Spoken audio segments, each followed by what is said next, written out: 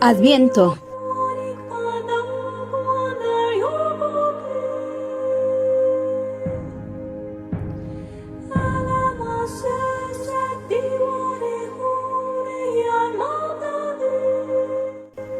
Esperamos la segunda venida del Salvador.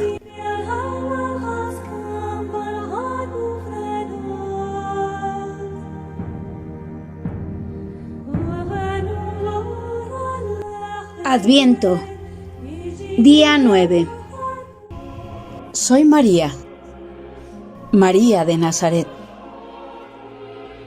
y quiero contar algo de las muchas maravillas que Dios ha hecho conmigo.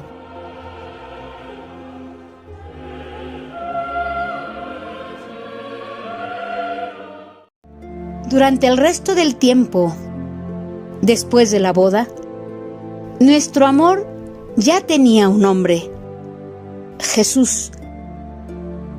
El resto de nuestra vida viviríamos solo para Él.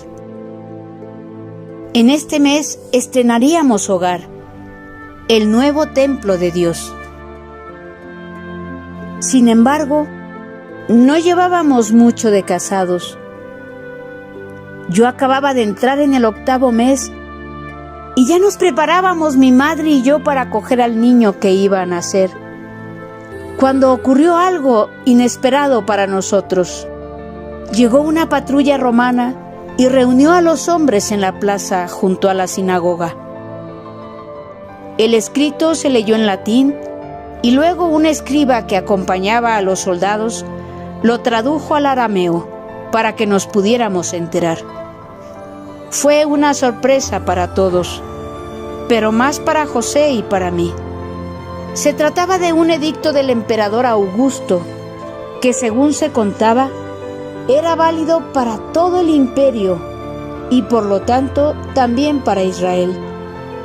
Por él se ordenaba que cada hombre acudiera con los suyos a empadronarse a su lugar de nacimiento o al lugar del que procediera originariamente su familia.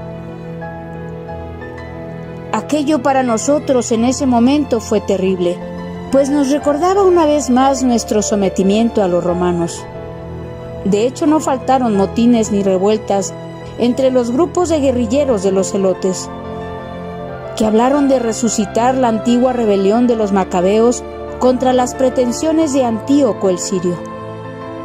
En realidad, era una medida económica, destinada a tener controlada a la gente para poder cobrarles bien los impuestos y que nadie escapase de ellos por no constar en el censo.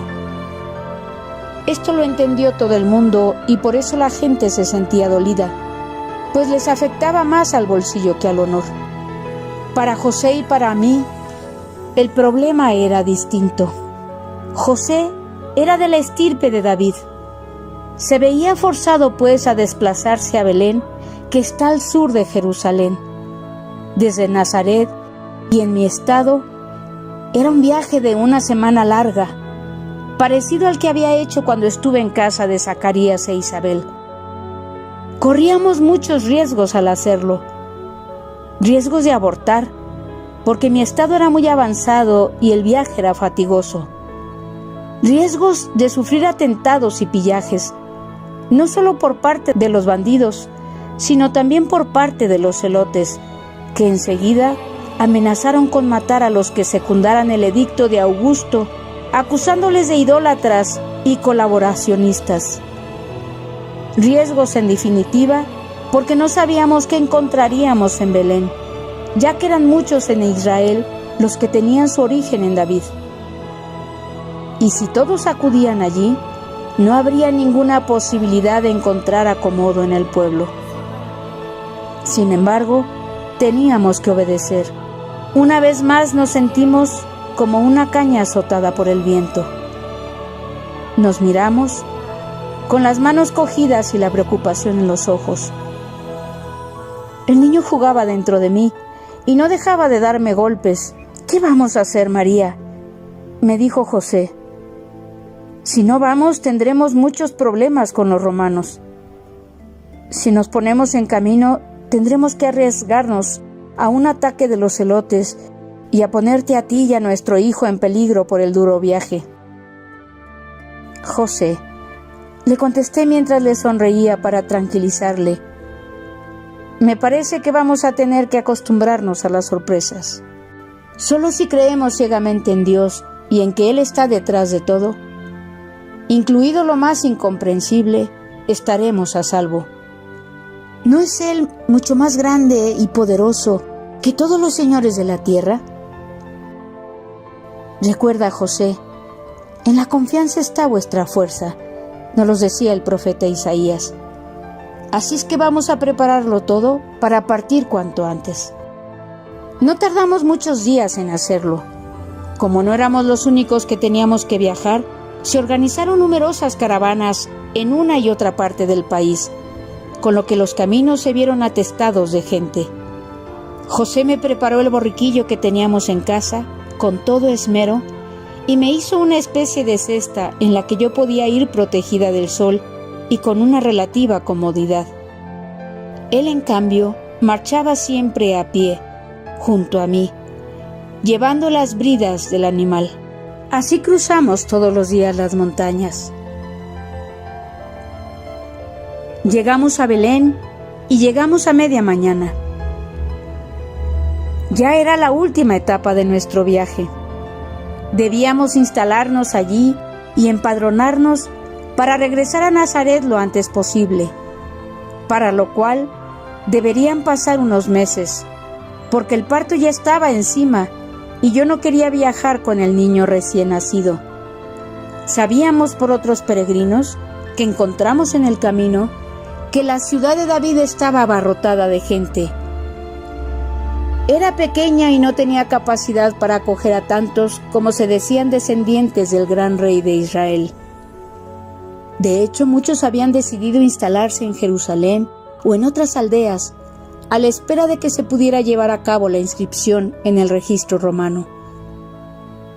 Pero nosotros, acosados como estábamos con la premura del parto, no podíamos permitirnos el lujo de estar yendo y viniendo, y José no quería de ninguna manera dejarme sola. Así que no teníamos más remedio que buscar acomodo en alguna posada o en alguna casa que quisiera acogernos. Los 2 albergues que había en la aldea estaban a rebosar, y sinceramente me alegré de no encontrar sitio en ellos, por el desbarajuste que reinaba y el mal ambiente que en ellos había. José estaba nervioso. Conduciendo de la brida al pollino, me llevaba de casa en casa pidiendo por favor un sitio.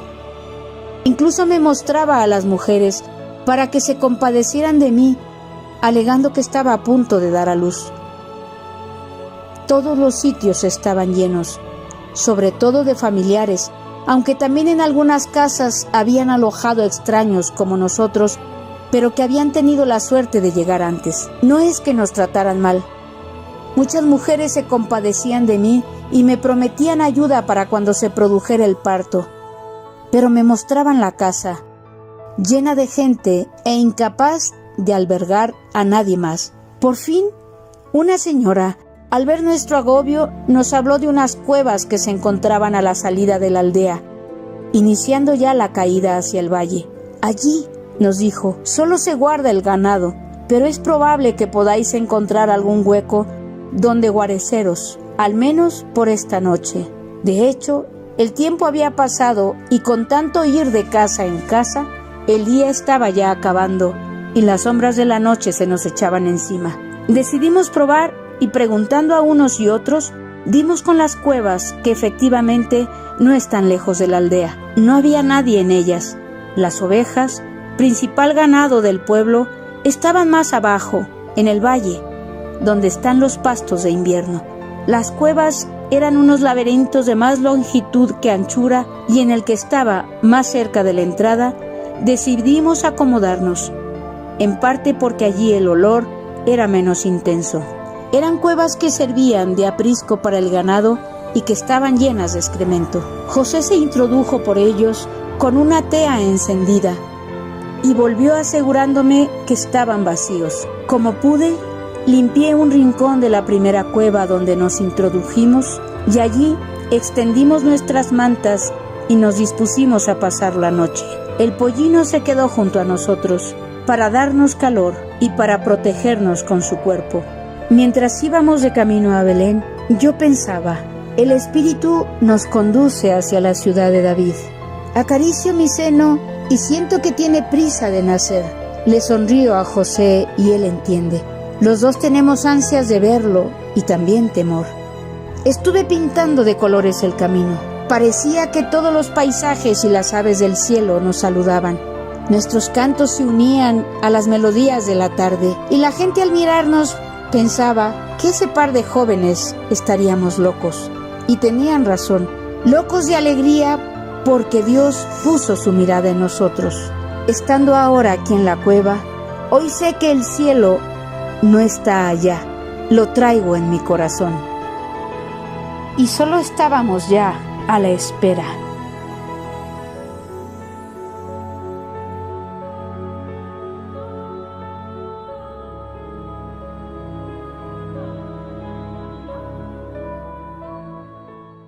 Jesús nos abre el corazón a la confianza y a la esperanza. En este tiempo, Él va a pasar. El bien que hagamos dejará huella, oración y buenas obras. No nos presentemos ante Él con las manos vacías. María nos espera para hacer camino junto a ella hacia Belén.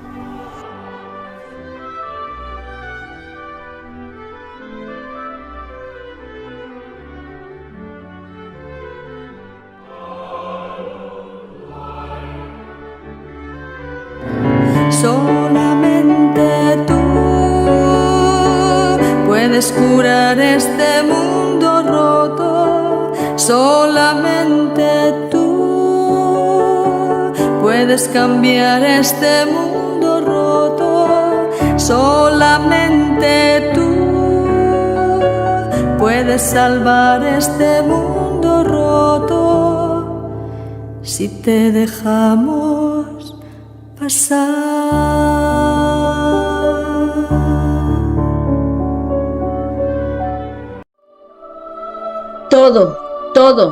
Todo por Él, para siempre, siempre, siempre.